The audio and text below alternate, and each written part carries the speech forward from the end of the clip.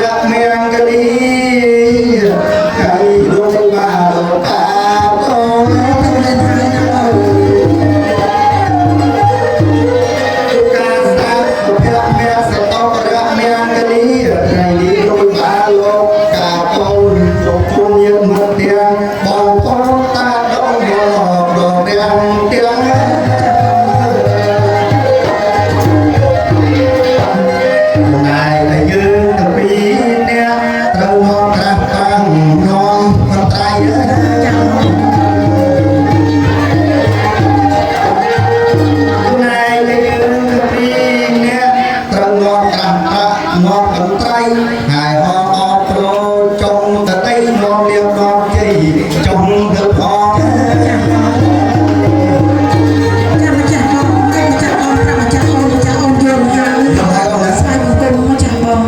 lỡ ពុញ្ញមត្ថរតនតយស័ក្តិវត្តនេះសូមថ្វាយបង្គំចំពោះអង្គសាស្តាសម្មាសម្ពុទ្ធព្រះអង្គអង្គពុទ្ធជាប្រកបដោយសេចក្ដីសររតនតយតេជេនកម្មពុទ្ធរដ្ឋវិសនាវធនរហបអង្គសន្តិភាពបញ្ញរិយថា